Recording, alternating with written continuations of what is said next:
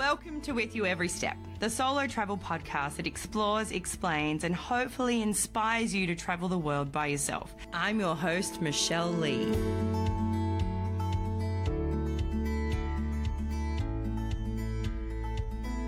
In my introduction episode, I talked about wanting to inspire people to travel, especially those who have never travelled before, or may have a fear, or not sure the world can cater to their needs.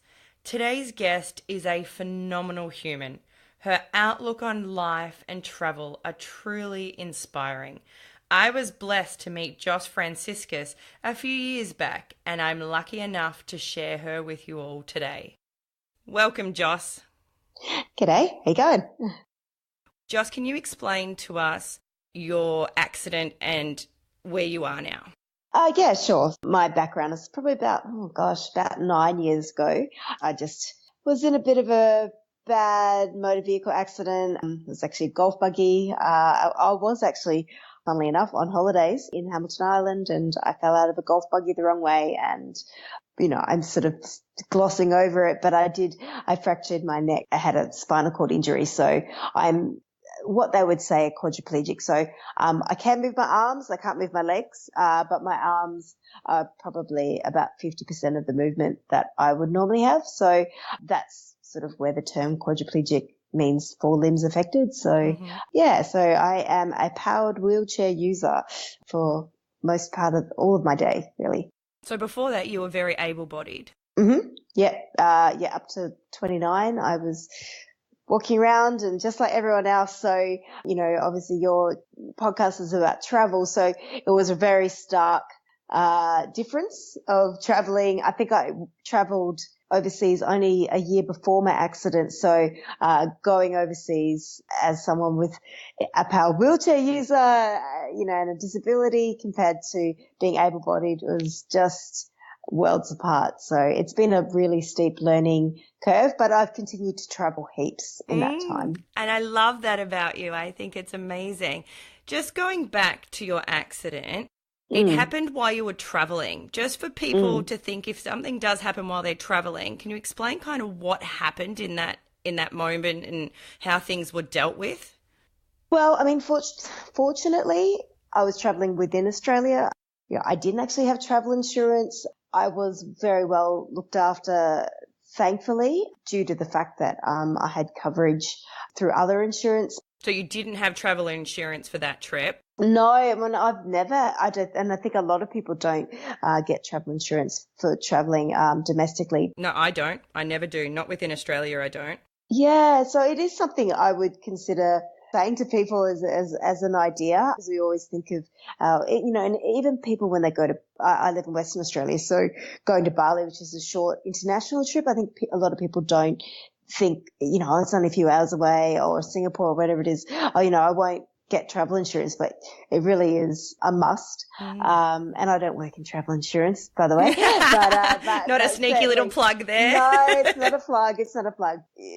I was helicoptered off the island. Yeah, I had a lot of, expenses, and I actually relocated completely from where I was in Western Australia to Queensland for quite some years. Because of the accident? Yeah, because of the accident. I want to rehabilitate over in Queensland. So, what was supposed to be, a 3-week holiday ended up being 3.5 years. Wow. Yeah, it was unexpected. All right. So that happened while you were traveling. You stayed there. So did you not come home at all in between that time? Yeah, I had short trips back home. And that's also interesting as well, because Perth, I was living in Brisbane, and Perth actually became, I guess, almost the holiday destination. It was interesting traveling to your own city with a new disability, and then you realize all of the things that, were inaccessible, and just, I guess having to negotiate, trying to find hotels. You'd never normally have a hotel in your own home city. So those sorts of things, just trying to find the right accessibility was, just again, something that I'd never thought I'd have to do, but there I was. So you've traveled a lot since the accident. How do you go now deciding where you're going to travel to? Because I'm assuming that not every place is wheelchair friendly. Sometimes, well, for the most part, it does depend on the support that's coming with me. If it's my husband, I can, he's quite young and fit and able, and he can kind of lift me. So we can tend to go more adventurous places. If I'm traveling, say, with my parents and I need to bring a hoist and those sorts of things, it would change where I would go. Sorry, can you explain what a hoist is? Oh, yeah. So a hoist, I can't stand up and transfer from my wheelchair to a bed. So I need like a mechanical hoist. I would be talking about a travel hoist in that case.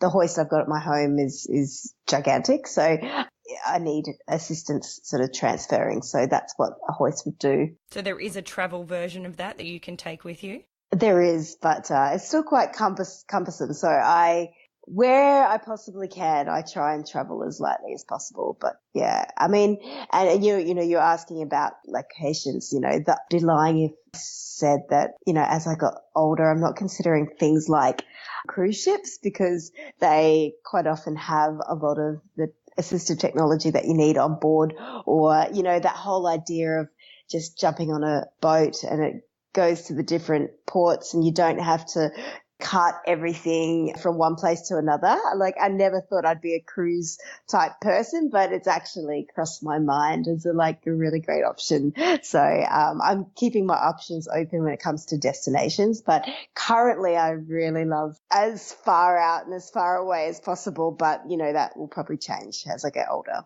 Yeah, because how old are you now? I'm late 30s. Yeah. Okay, so you're late 30s. You've travelled before that, so now you're starting to travel in a different way, and then picking locations changes as well as having to take things on trips with you. How big would this hoist be?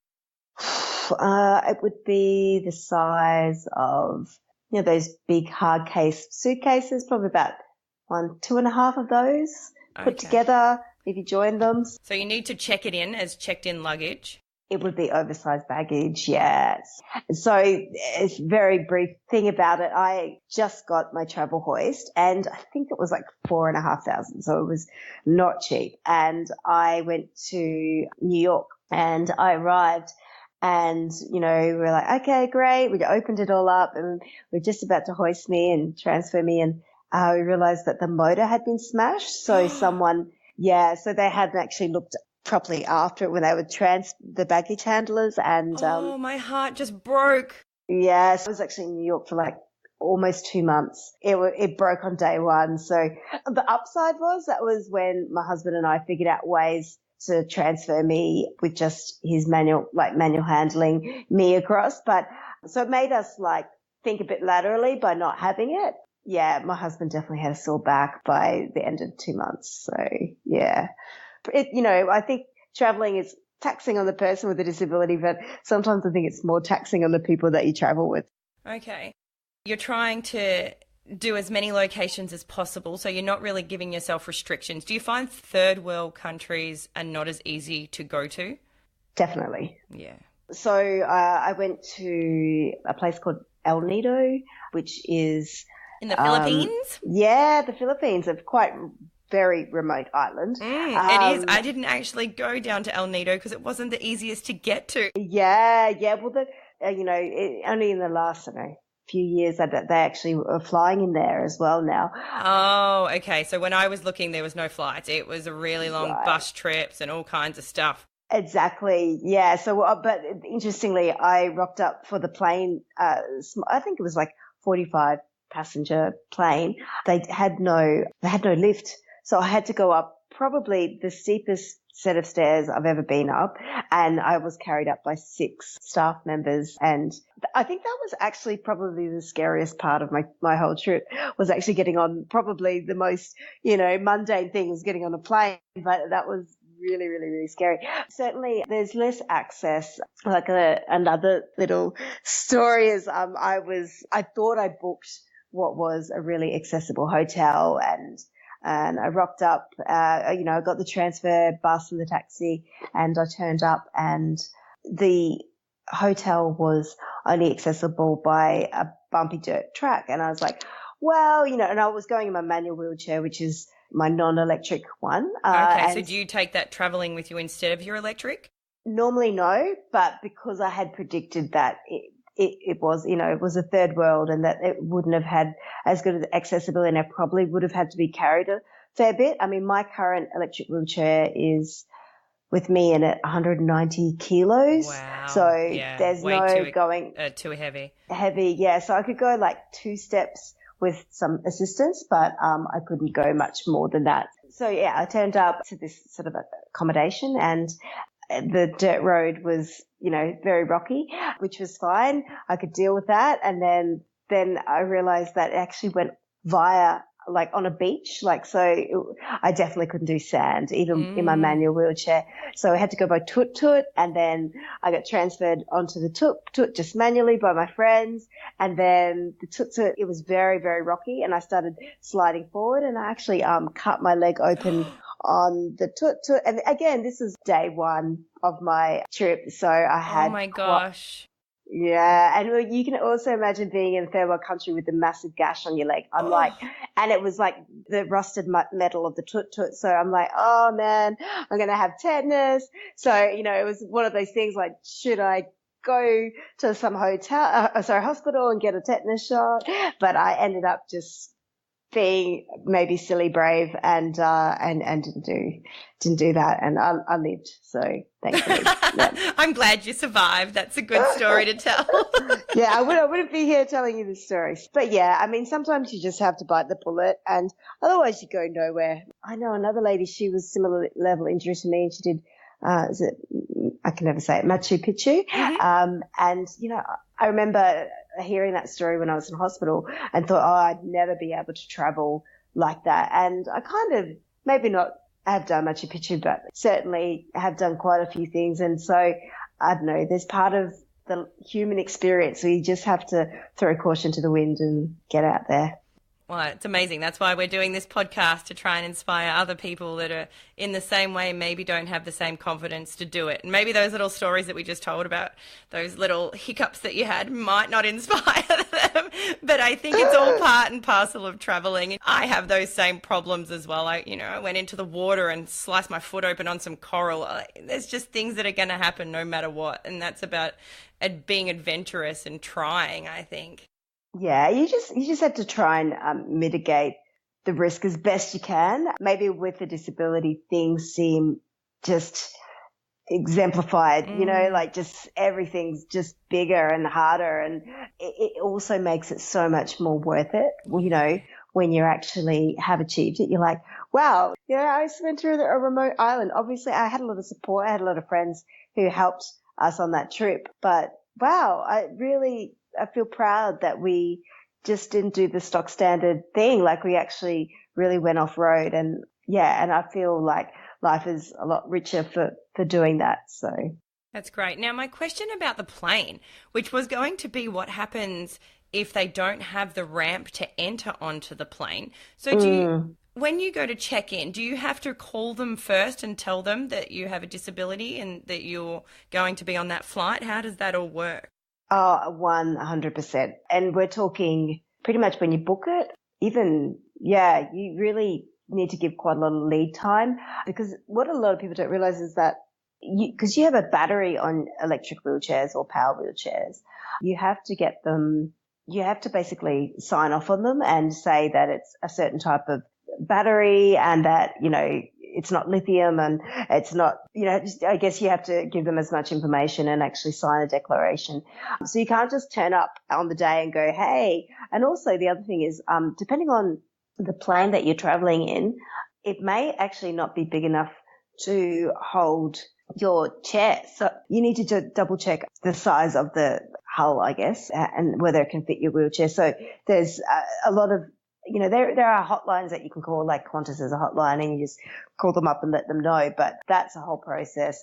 Obviously, getting all of your luggage onto the plane, you've got a lot of oversize. When it comes to actually going through even just the metal detectors, the only way that they can really, because your chair is made out of metal, they've got to basically like pat you down, and it's quite intrusive as well. And then, getting onto the plane.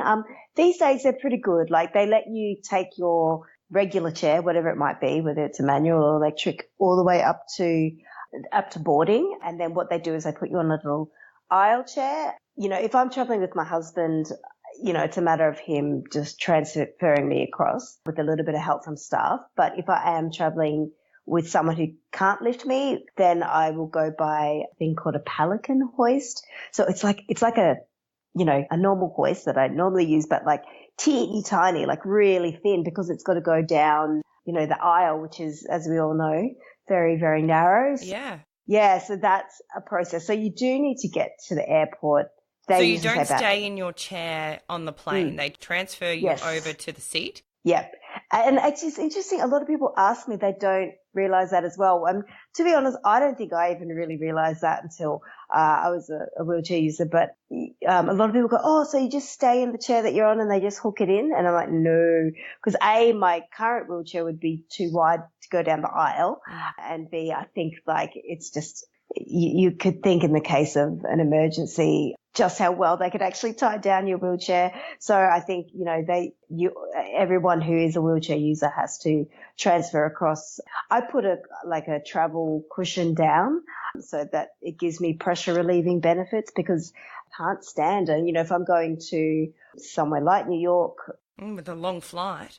Yeah, it's over 24 hours where I'm sitting on my butt. So I need pressure relieving assistance. I'm not able to stand up, obviously. So, yeah, it's just those sorts of things that kind of, you know, I hadn't really even thought about until. So my next question, what happens when you need to go to the bathroom? So you can go by an aisle chair. So that there is like the little aisle wheelchair, which is just, you know, the Qantas or Virgin chair that they've got, but it's very, you know, very narrow. You know, again, that's really difficult. Now I'm revealing a lot, but I'm actually catheterized. I just attach a bag to my catheter and I'm almost. Oh, okay. All right. right. So I'm actually probably easier than a lot of people, because it's just like a tap and it's easy. You know, I don't actually need to leave my seat, but there are a lot of people that self-catheterize and they need to be into a toilet. Very tricky for them to, you know, to get the help that they need and to be able to transfer into those tiny, tiny bathrooms. Yeah, because I was thinking about that. Those bathrooms are so small, but not only that, so it takes the air hostie a long time sometimes to come. So if you really need to go, I suppose you've got to press that button really early, because by the time they come and help you get in the chair and then get to that bathroom, Yeah, so I think, I think a lot of people predict that, you know, they kind of try and time it. But yeah, you're right. If you got to go, you got to go. And I think though they often know where you're seated, so their response for people with disabilities is usually quite quick. And maybe that's good to hear. Possibly they're prioritized. I don't know that for sure, but I've always found whenever, I've always found when we press the button, they get their quick smarts, which is great. That's good. I would hope that would happen. I'd rather them getting quicker to somebody that needs it than me that's just thirsty. I'm probably just asking for more snacks or something personally, but yeah, it is good. Okay. So then you mentioned earlier about a lift to get down off the plane. Yeah, I mean, depending on most of the planes I go on. So you're talking about to get like off the plane. Yeah, if they have the stair exit and not the ramp exit. I've only encountered that in the Philippines once, and that was dead scary. There are actually, no, I've been to another one where they've had like kind of like a hydraulic lift, and you can basically kind of like a scissor lift, I guess is the best way of describing it. And it kind of just drops you down to the ground gradually. But mostly, particularly international or domestic, it's predominantly just going via the bridge, and it's all nice one level. So that's not too bad, but it's just more of the hassle of, you know, getting all of your luggage and, you know, your chair. I mean, the other thing is about my wheelchair when I put it underneath the hull is I've actually got to dismantle it, because if and it's not with disrespect, but I think that baggage handlers, you know, they've got a job to do and they're under a lot of pressure. So they can. Well, they're very rough. Most people see what their suitcases come back looking like. Yeah, they can be. And I think with wheelchairs, because they are, in my case, they're my legs. So I just need to, I take the control off. I dismantle the take the foot plates off because I just want to reduce the damage that could happen to my chair because I'm really up the creek without a paddle if my control is not working. So, I think that's really good advice. You know how to do it. You know how you can protect it. So I think that's really good advice. Yeah. We do it every time. Take the chair apart as best we can. Take all that componentry on board with us in like an extra bag. And then they just take all the important stuff you take with you. Yeah, and they take the carcass down and it works really well. Yeah. Okay, that's really good advice. Now, where have you been? What countries have you been to since you've had your accident? I have been to America twice, US, yet to do South America. Yeah, I've been from, the East Coast, the West Coast, and not everything in between, but a fair bit in between. And I've been by car, bus, not by train over there, but I've done a lot of travel in America. I've been to the Philippines, Bali. You found America to be really quite wheelchair friendly? Overall, yeah, pretty good. Although older cities like New York are definitely more challenging than, I don't know, probably Vegas, which is nice and flat and wide streets. I mean, I haven't been to Vegas, but that's an example that, I'm not using example. I've been to San Fran, but I was kind of thinking San Fran isn't super accessible because it's so hilly. It's so hilly. It's so hilly. But yeah, like someone like, I was in Oklahoma for a long time and weirdly have a lot of footpaths, which was like a bit of a disadvantage. But in terms of like getting around otherwise, it was, quite easy. But then when you're in New York, like getting off and on the train was at times a challenge because there was quite a big drop down. Or when you're in Soho, there's like a million cobblestones and a lot of the, they've got the stoops. So you go upstairs and then you go into the shops and, obviously I just couldn't access a lot of the older parts of New York. So. And then you said to the Philippines? Philippines, Bali. Wow, so you've been to Bali as well. That's interesting. I would think that would be a really tough place to visit because I know when I've been to the Philippines and I don't know how you did that because even I remember walking around thinking, wow, OH&S everywhere. It isn't the easiest place. There are parts which are like the really resorty areas, and they're amazing. Like they're just really wide footpaths. And so, but I think if you're like talking about like Kuta, Legian, like the heart of Bali, it's definitely difficult. But there's one place that has one wheelchair bus that you can hire and I just basically take that taxi bus around and I just go from location to location because I don't try and do the sidewalk mostly. Do you remember where that was? In Bali. There's like Seminyak. I did a lot of Seminyak via what was the name? I think it was Accessible Bali Tours or something like that was the name of the place. So, and that was really good. And more recently, I've just gotten back from, as in like a month ago, just got back from Japan and Singapore, which was interesting. I thought Japan would be just a little bit more accessible than it was. It was still totally doable, but very crowded. How did you go down the streets? Isn't there people everywhere? No, they're lovely people. They just move out of the way. It's amazing. Oh, that's good. So I didn't have any. Weirdly, I mean, the crowds are hectic, especially when you're catching. Is it Shibuya? That whole area with the trains is not recommended. If you can avoid it at all costs, I would. Okay. But yeah, definitely. And I think whether you're able-bodied or not, like it's really, really full on. Japan is great, but it's also full of, I don't know, you think it's accessible and then you kind of get there and then, there's a few steps. And so I think, you just have to pick your places, but certainly it's a great place to visit. Yeah. And what do you do when you do come across a few steps? How do you handle that? It just depends on how desperately I want to go in there. So if I'm really committed, I will find a bunch of people to lift my 190 kilogram wheelchair in there. Other times, like if it's a restaurant, I'll just get my body carried instead of the wheelchair with me in it. And that's sometimes a lot easier. And then I'll just sit on a normal chair a bit awkwardly, but I will do it. But other times I'll just go, it's just not worth the bother, and I'll just find somewhere that is accessible. So there's plenty of accessible places. I don't get too hung up on all the places I can't go, because I think if I did, I'd probably get a little bit too consumed. So I just kind of go, yep, okay, cool, can't get in there, then that's fine. I'll just go somewhere else. And, and that's just sort of part of it, I guess. How do you find people respond, especially when you're needing some help? Do you find that people are really helpful? Hugely. I think more often than not, people are very, very courteous the world over. Even if they don't truly understand your needs, they'll try and help you and whatever it might be. It was interesting being in Japan. They're very conservative by nature, and I found that they really had, so if I'm in Australia, I usually have people jumping out, how can I help? You know what I mean? Yeah. But over there, they had to be invited to assist. So they would look at you, and unless you actually said, oh, please, kudasai, could I have some help?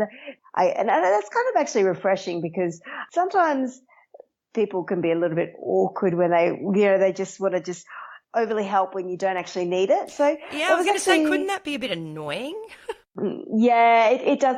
Look, I've got a really high tolerance for it. I actually don't mind, but I have a few friends who are wheelchair users, and they get super frustrated with it, especially because they're they're really wanting to assert their independence and be independent. And then when you sort of forced to push, that someone comes up behind you and just starts pushing you, which has happened. I would never do that to somebody. People do that? They just walk up and start pushing somebody? They do, especially people who are going up hills. Some of my friends, especially manual wheelchairs, are going up hills, and then they'll have someone just come up behind them and start pushing them up the hill. So, but then, I have a friend that's in a wheelchair, and actually we were in Europe together, and we went out for a few drinks, and there was a massive cobblestone hill to get back up, and I was trying to tell her that I was strong enough to push her up the hill, but she had the right mind to say, no, Michelle, you definitely are not, so we're getting a taxi. So we got the taxi, but I was determined. I was like, I'll get you up this hill. She was like, no, you will not. No, it's just too bumpy and too steep. Yeah. So, but yeah, I find people are very helpful. Oh, that's good. So it makes you more confident to go when you know that if there is an issue, then you can say to somebody, please, I need your help. And people are willing and come in and push you when you don't even need it. Yeah, absolutely. Absolutely. I mean, the only thing is when they don't speak your language, and because all I've really got to indicate I need help is my voice. So if they don't speak my language, that can be tricky. I mean, I'm always traveling with family, but, or friends or whatever. But yeah, when they don't speak your language, you're like, I'm going to be stuck here for a bit trying to get the help I need, because, just the language barrier. But that's for anyone, really. Do you have access to your phone? I do. So could you have something on your phone if you were really stuck that you could have in that language that you would be able to use? Yeah, totally. The only issue is if one of the things I was needing help with was to get my phone, which is generally why I need help with from someone. So that maybe it would work. But yeah, look, when we were in Japan, we used Google Translate and that sort of thing a lot. So yeah, there's so much technology out there and apps and things that they're mainstream as well. So but they help people with disabilities hugely. So yeah, that's very helpful to have all of those sort of devices at your fingertips, I guess. Yeah. Now, you mentioned that you always travel with people. What if someone doesn't have someone to travel with them, but they want to go and take on the world? Do you know if there is any support that they can get? Yeah, look, I mean, I think that there's limited support. I mean, people who are under the NDIS and need care support quite often take their carers with them. So I guess when you think about it in a round way, the NDIS or the National Disability Insurance Scheme assists people. So that's a government scheme? Yeah, it's a national government scheme. In Australia, yep. In Australia. Overseas, you potentially, there are care agencies, that sort of thing. But, I always recommend, if you're able to travel fairly independently, if you've got if you're, say, a paraplegic or you have the capabilities to potentially do it, I think getting the right assistive technology to allow you to do that is, a starting point. But in terms of organisations, I mean, I work for an organisation called the Independent Living Centre of WA, and it advises people on what they should be thinking about when they go overseas in terms of assistive technology. But I honestly, if I had to give one piece of advice for other people with disabilities travelling, it would be actually to get on Facebook and look up groups like, what are they? I'm just trying to think of the names. Travelability is one of them. Accessible Travel, I think, something group. So these are Facebook groups? They're actually, they're like closed Facebook groups of people, and it's actually peer-to-peer support. So people give, and I work for another little under the Independent Living Centre, it's @chat, and we've got a closed group as well. So, you can throw a question out as, say, hey, has anyone been to Singapore before? What would you suggest taking, or where are the cool places to go that are accessible?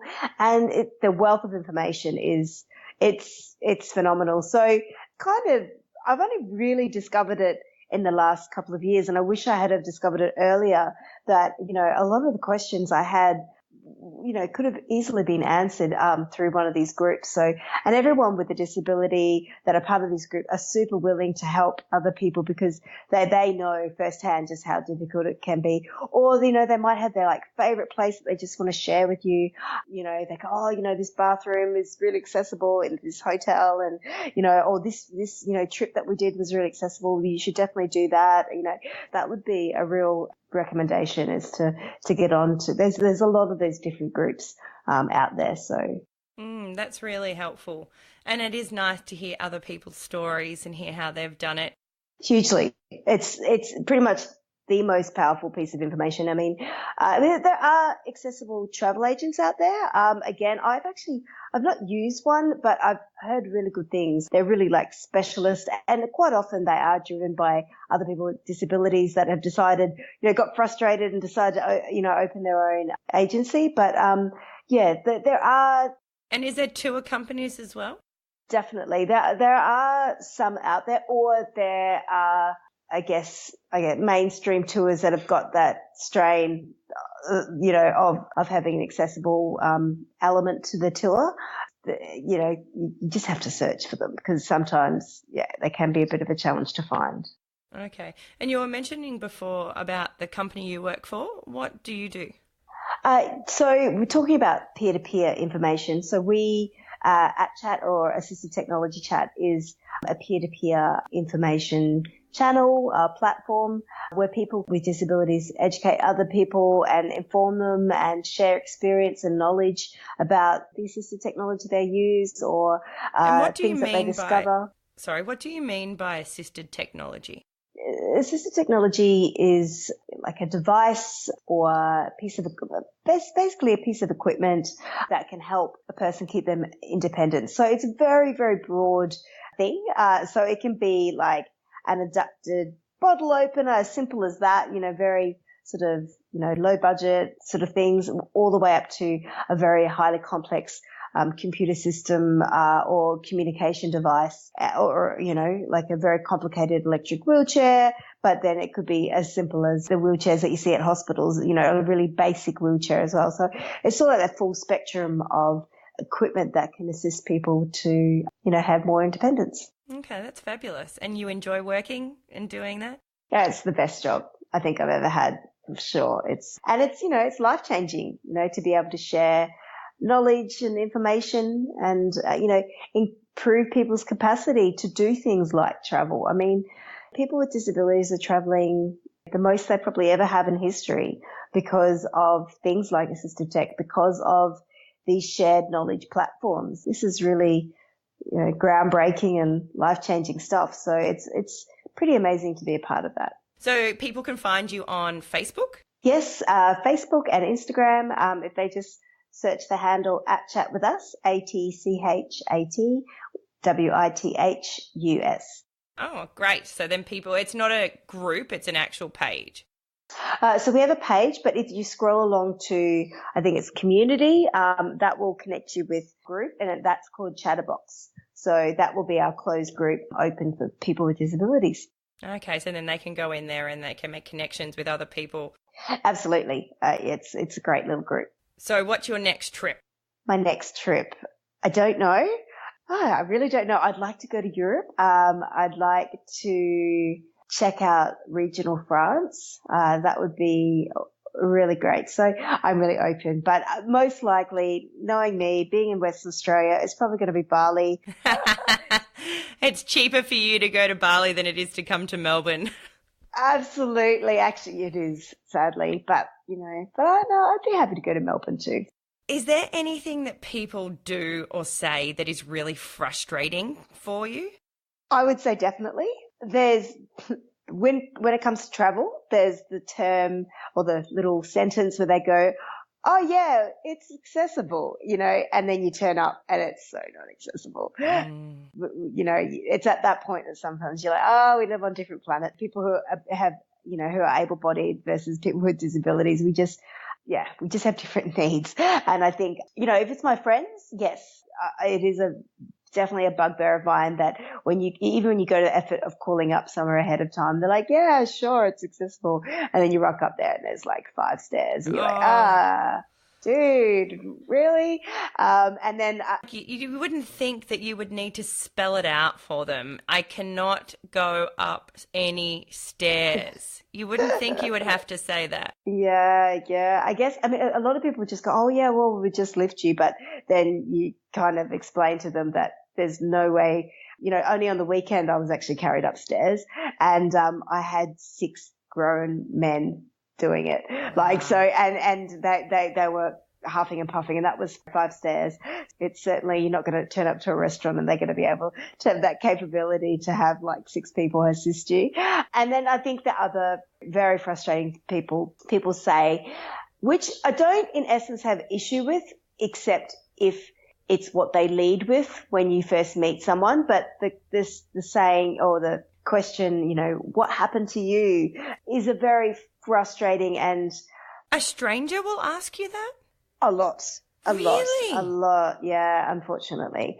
And I actually just mess with them now, and I just make up really outrageous things. I'm Absolutely, I would do the same thing. I fell off a camel, or I just make up, or I'm just faking it. I can actually walk, so it's just really bizarre that people think that that's an appropriate thing to say to I think to it's people. So disrespectful. I would never. It's the same as someone that's gone grey, who's really young. Well, you might say, "Oh, well, what's happened? You've had a tough life." What? You wouldn't do that. Yeah. And the thing is, if we got into a conversation as we did today, I'm actually really happy to share, but it's just when people who have never met you. And also I think it's a real reminder that you are different. When I was able-bodied, no one would ever ask, what happened to you? What do you mean what happened to me? It's really just pointing out, oh, hey, you're different, and also it's a little bit of a pity thing too. And because quite often it's followed by, oh yeah, that's really, oh yeah, life must be hard kind of thing. And it's just like, well, actually, I'm really happy. And yeah, look, I would rather be walking, but you can say that journey. It's not. And I've grown a lot as a person, and I'm happy. I'm very happy, and I've got a very full life. And I think there's this assumption that, if you are in a wheelchair or if you have any kind of disability, that you live a less fulfilled life. Maybe that is the case in some instances, but certainly, in my own personal experience, it was hard in the beginning, but now I don't even think about my disability. I don't go, oh, woe is me, I'm in a wheelchair, or woe is me, it's primarily when A, other people remind me of it, or B, I go to somewhere and it's not accessible. That's when I'm reminded, oh yeah, that's right, you've got a disability. And the world is changing, and for the better when it comes to understanding and accessibility. So, it's still got a way to go, but we're trying to live an inclusive life, and things are changing for the better. So. And you have a beautiful daughter? Yes, I do. Yeah. And that's the thing, I've got married, I've got a business with my husband, I've got a daughter, life goes on, and, and obviously one of my favorite things, I've got to travel, and I'm very blessed that I actually live in Australia where I am supported through the government and through many different avenues. We could be in a third world country, and, it is a lot harder, a hell of a lot harder with a disability. And that understanding isn't there. Sometimes you just have to count your blessings. And I think you do that in a really, really inspirational way. And I love that you still take on the world. Thank you. Yeah. If you could just go traveling twice a year, every year, it would be amazing. I've got a lot more travel ahead of me and planned, but I think once you've got the travel bug, it's sort of hard to get out of your system, I think. Yeah, it's great. And I'm glad that you haven't let being in a chair stop you from traveling the world and seeing the things you want to see. And I think if you want to do South America, I'm sure there's ways you can do it, and you can get to Machu Picchu. There is a bus that takes you up there. You wouldn't be able to go up all the stairs, because even some of them I didn't go up just because I was scared of the heights. But there is definitely platforms where you can go and you can see it. So I think, you totally could do it. Not going to rule it out. Well, thank you so much for talking to us today. Is there anything that you would like to tell our listeners? Try and link in with people that can help, have been there, done that, because, you don't want to reinvent the wheel. If people have already been there and done that, just use that information. I really wish I had done that, and do a bit of planning and just try and get out there and, start off domestically. If you've never been overseas, just do a bit of travel around Australia and then go further afield from there. I think that's really good advice. Going around Australia is a good start because there's so much support around here. And then if you're feeling confident, take on the world. Why not? Definitely, definitely. Also, we have a competition. Make sure you head over to our Facebook page @withyoueverysteppodcast for all the competition details. Entries close at the end of September 2018, so make sure you get over there and enter. Good luck, everybody. We have a new email address, so if you want to contact us, please do. We love to hear from you. withyoueverysteppodcast@gmail.com. Can't wait to hear your suggestions on topics.